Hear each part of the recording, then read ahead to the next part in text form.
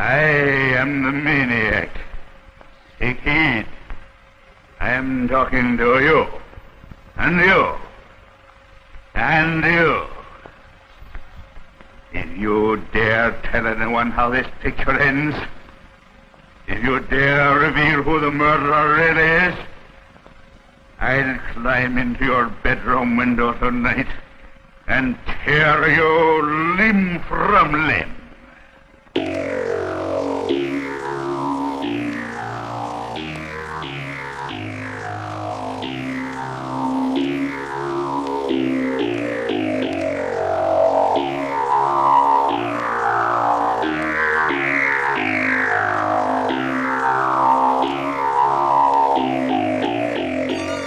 Good evening, guys and ghouls, and welcome back to Monster Craze Memoirs, a generational podcast about B-movies.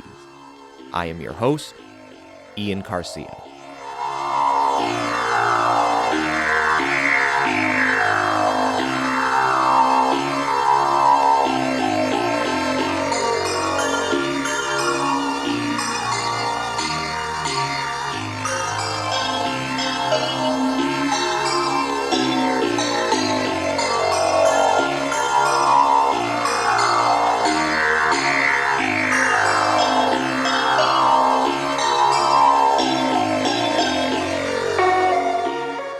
With the release of Universal's Dracula and Frankenstein in 1931, horror became a hot topic in Hollywood.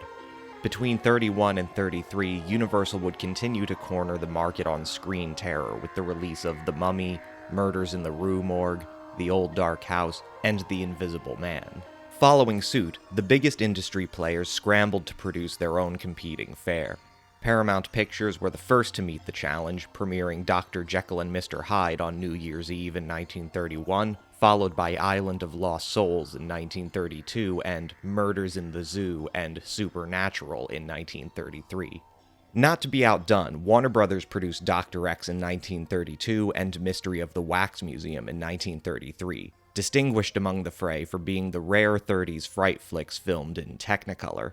Courtesy of Metro-Goldwyn-Mayer, 1932 also saw the release of Todd Browning's Freaks, Congo, a remake of the silent classic West of Zanzibar, and an adaptation of The Mask of Fu Manchu produced by William Randolph Hearst's independent production company, Cosmopolitan Productions. Trailing the major studio pack were RKO Pictures with The Most Dangerous Game in 1932 and The Monkey's Paw in 1933, and 20th Century Fox, who neglected to capitalize on the early sound horror craze during this period.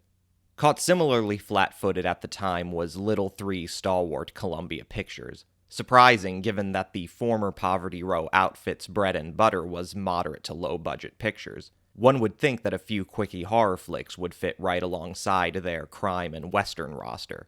But it's also possible that studio president Harry Cohn was deliberately eschewing the genre, choosing instead to focus on diversifying the studio's content and boosting their industry profile, buying stake in Disney competitor Charles Mintz's animation studio and renaming it Screen Gems in 1933, signing the Three Stooges in 1934, and taking a gamble on the ambitious Frank Capra's demand for more adult-oriented films and bigger budgets, culminating in the smash success of It Happened One Night in 1934. Columbia's investment in horror would not begin in earnest until after 1939, at which point the studio put out one horror film a year until 1945. After that, horror concepts were all but dead on arrival at Columbia for almost a decade, with another spate of teen-focused horror and sci-fi flicks overseen by Jungle Sam Katzman between 1955 and 1957. Shot in just 12 days in the first 2 weeks of March 1933 and released a little over a month later in April, Night of Terror represents Columbia's first foray into horror. And per film historian Bryan Senn, it's no small wonder if Harry Cohn didn't see much hope in future attempts. Adapted for the screen by Beatrice Van and William Jacobs from a short story called The Public Be Damned by Willard Mack, the film is less definitively horror and more of a macabre variation on a standard murder mystery, which would prove to be a common tact for filmmakers seeking to capitalize on the horror fad but lacking the means for material sets and spectacle. The results are neither original nor particularly suspenseful. An overstuffed cast of characters ensures that no aspect of the film's drama will be particularly well developed, and a lack of commitment to gothic atmosphere in favor of quip-heavy dialogue and pap romance ensures that the spectator's nerves will never be sufficiently rattled as to actually become invested in what's going on. Which is not to say that Night of Terror has nothing going for it, if not as a full experience, then at least as an interesting artifact. It even opens somewhat ingeniously, with two lovers parked in a car on a moonlit night being spied on from the trees by a disfigured madman. In Wide, the camera moves down on a crane and pans up from a low angle as the madman comes down from his perch, sneaking up on the pair. At the last minute, they look over their shoulders and spot him just as he raises the dagger in his hand. We cut to a shot of the moon and hear a young lady scream. The movement of the camera itself is pretty sloppy, but even without explicit violence, this is pretty ghoulish stuff. It'd be pretty easy to lean on that old truism that what is pretty tame stuff today was relatively gruesome for the time. But with Night of Terror as a rather inelegant example, I feel like that tact has a habit of at once really underselling the cultural impact of early American horror features and, on the other hand, overselling more recent standards of violence. Concerning a group of characters in a relatively isolated location who are stalked and picked off one by a knife-wielding maniac, Night of Terror is an unacknowledged antecedent of the modern slasher film. And as far as modern slasher films go, I feel like both the violence of the films and to a certain extent even the killers themselves are so aestheticized that their visceral impact is actually lessened. Perhaps it's just a matter in both cases of finding the right kind of filmmaker who can really unnerve the spectator rather than simply provoke shock or repulsion. But there's something to be said for just the simplicity and the frankness of Night of Terror. Even if not particularly well done in its own right, it feels more unnerving simply because one could easily imagine something just like this happening. And indeed, contemporary audiences of the film didn't have to do much imagining. Explicitly referenced in the film by a reporter, the Jack the Ripper murders of 1988 had been the subject of sensational media frenzy. Within 3 years, the U.S. had its own homegrown Jack the Ripper in the form of Chicago's H.H. Holmes. Throughout the turn of the century and the Depression years, there was increasing documentation of serial killings and killers. Cases of serial killing stretched from coast to coast, involved a wide range of methods and patterns, and stoked various kinds of social phobia that were both historically predictable and yet unique to industrial modernity. Especially when it came to modern cities, and especially when serial killers were immigrants or non-white, serial killing itself would have seemed to many to be evidence of the yawning moral disease that infested modern America. Scarier than the killings themselves were always the attendant implications of social fracture and alienation. That amid all of our advancement and prosperity, the most sadistic kinds of violence, and often crimes without even the most basic rational purpose, were constantly bursting forth from the margins.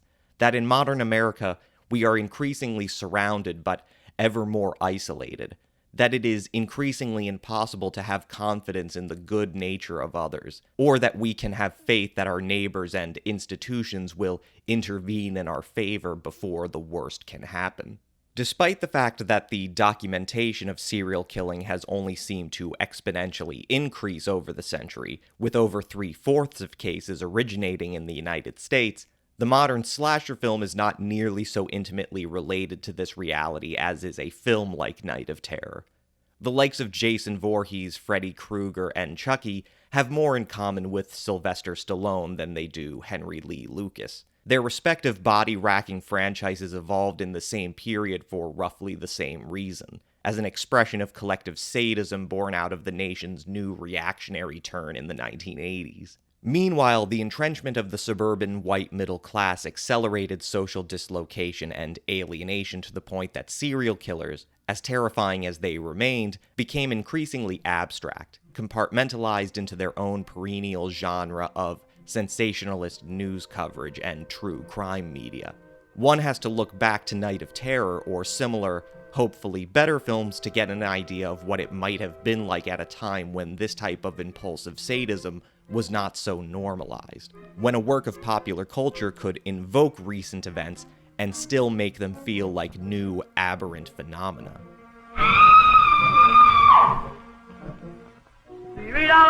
Another maniac killing. Extra, extra. Hey, mister?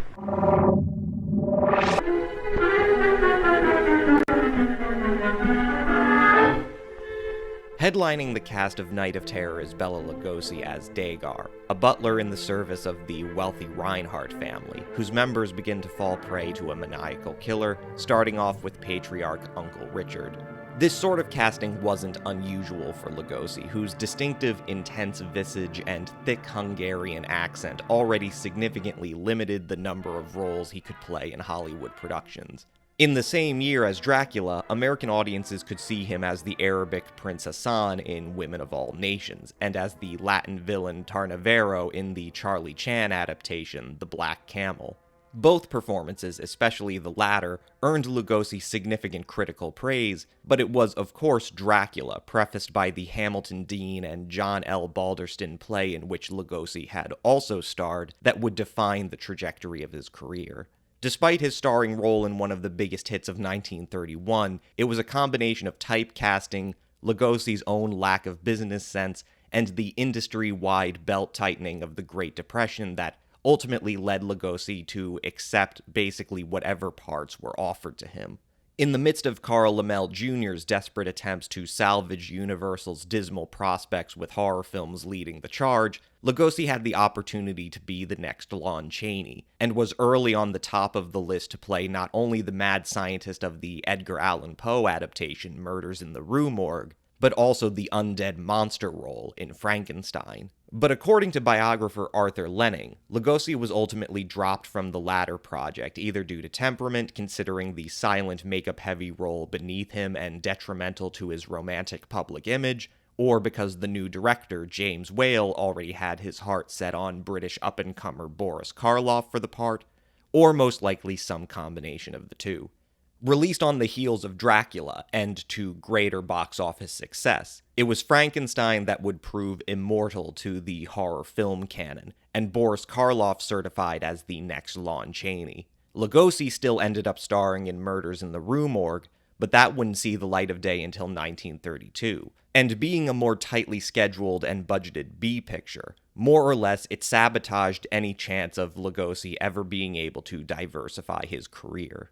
Not quite at the lowest point of his professional and personal career, the name and face synonymous with Dracula still having some cachet in the industry, Night of Terror nonetheless sees Lugosi given a role considerably beneath his talents. A year prior, he had assumed the role of the villainous Egyptian Roxor in the Fox Film Corporation's Shandu the Magician. Night of Terror once again sees Hollywood putting the old Count in a stereotypical turban, apparently playing an Indian and foregrounding Lugosi's strong accent and vaguely ethnic features. There's really not much reason for Lugosi to receive top billing among the film's cast other than his association with previous horror roles, especially given that at no point is Dagar presented as anything other than a stereotypically dutiful manservant rather than a potential villain. His primary role in the story is to help facilitate an experiment being conducted by one Dr. Arthur Hornsby, a resident scientist engaged to Reinhardt's niece Mary, whose research involves prolonging human life in the absence of oxygen.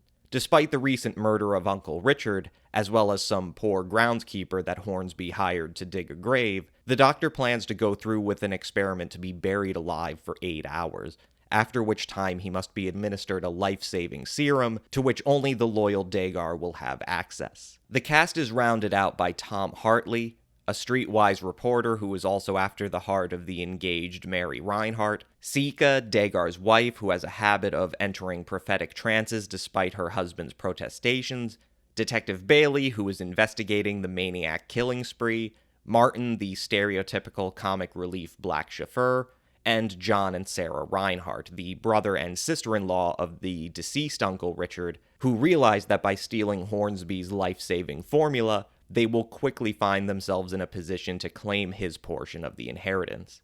But before he can get to the formula, John himself falls prey to the maniac, who in the meantime also manages to slay a cab driver. Bailey has the survivors corralled inside the dining room with orders that no one should leave. Mary convinces everybody to allow Sika to guide a seance in order to divine the identity of the killer, but under the cover of dark, Sika herself is murdered when she is stabbed through the back.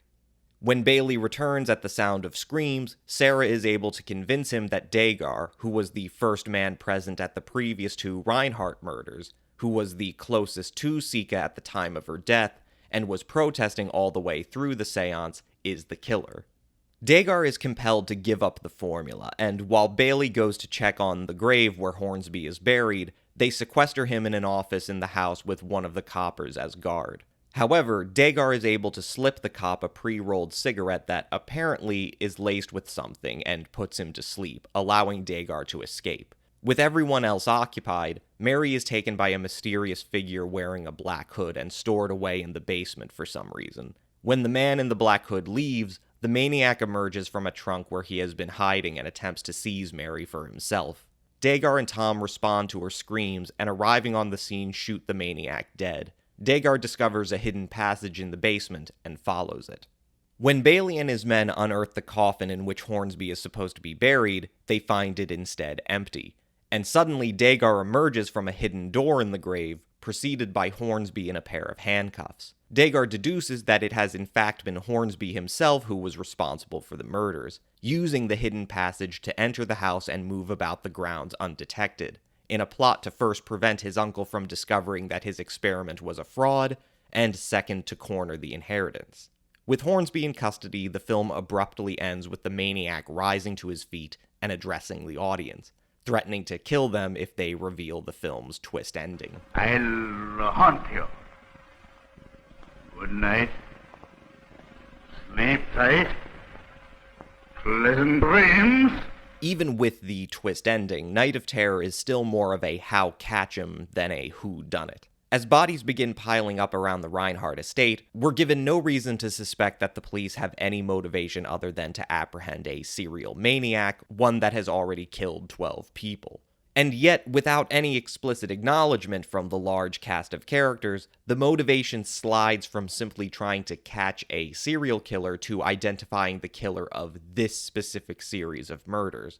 A good 3/4 of the way into the film's runtime, when Bailey responds to the report of John's murder, he and Tom still behave as if they are out to apprehend the maniac, not just a murderer. Listen, folks, for some inexplainable reason, the murderer has chosen this house for a sadistic act of violence. We're all on the spot. Anyone who's liable to be his next victim. I was just coming to that. However, the moment that Sika is murdered, Bailey is all ready to wrap up the case by arresting Dagar, having both circumstantial evidence and a motive provided by Sarah, who is, of course, only projecting her own motivations onto him. What motive would he have for killing his wife? You take care of your paper. I'll solve this murder. Go on, lady. Professor Reinhardt remembered him in his will. Dagar knew that his share increased with every death among the heirs. He killed my husband and he killed this woman. Bailey, did it ever occur to you that with her husband dead that she might benefit by the will? Dagar was the first one to discover the body of my brother-in-law. The first one to be beside my husband's body.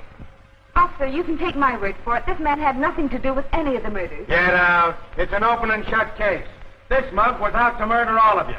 Put the cuffs on him, Dooley. The problem is that, of course, Dagar's motivation in killing Richard, John, and Sika would go nowhere in explaining why the gravedigger and taxi driver were also killed. The maniac, as we are told in the film's opening, also leaves a specific calling card for his murders, pinning a newspaper clipping of his exploits and the failure of the police to catch him to the bodies of his new victims.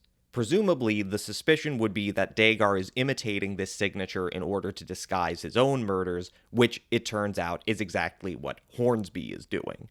But nobody ever acknowledges this as a formality, which betrays the author's inability to effectively overcome the more basic dramatic hurdle, which is not how the cops come to wrongfully accuse an innocent butler of a crime he didn't commit, but how to convincingly depict them transitioning from the investigation of one clearly related set of crimes to apprehending a suspect in only a specific subset of recent murders. It doesn't help that the spectator is given no illusions that Dagar even is a suspect, always being shown entering upon the scene of a murder rather than simply being there in the margins when other characters show up with no explanation of how he got there. Clearly, they had no interest in doing this, though. They wanted it to be clear that Dagar was not responsible for any of the murders, that we're supposed to be sympathetic to his plight in this scenario. But then you've suddenly eclipsed a whole point of dramatic tension in the story. because we are also clearly working towards the point where it will become essential for the spectator to simply forget the maniac as an agent in the narrative and reorient our thinking to suspect that something more nefarious is going on, which only makes the narrative and its transition from the hunting of the maniac to the hunting of a specific subset murderer all the more confusing. This in itself is kind of a fool's errand, because, again, the maniac is clearly responsible for one of the murders, that of the groundskeeper. So what we have is a twist ending that reveals that there have actually been two maniacal killers in the story, but where the macabre implications of this are never acknowledged or dwelt upon. Indeed, especially with the maniac rising from the dead and breaking the fourth wall, it becomes clear, if it wasn't before, that Night of Terror is largely intended as a black comedy. I told the gardener to dig the grave tonight so as not to attract attention.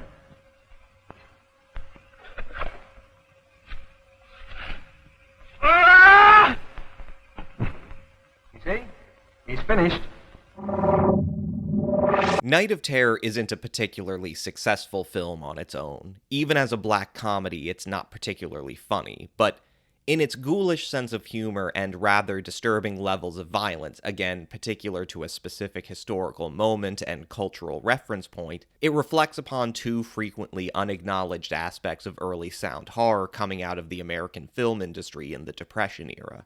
The first is that, since its inception, there have always been filmmakers who have more or less treated the primary motive of horror cinema not to necessarily scare or disturb their viewers, but to act as an elaborate form of comic farce. In contemporary popular film criticism and approaches to genre theory, I feel that many writers are too often prone to treating the so-called horror comedy as a discrete category that mostly evolves from the latter genre, comedy, merely assuming the superficial content of and parodying the tropes and formulas associated with horror.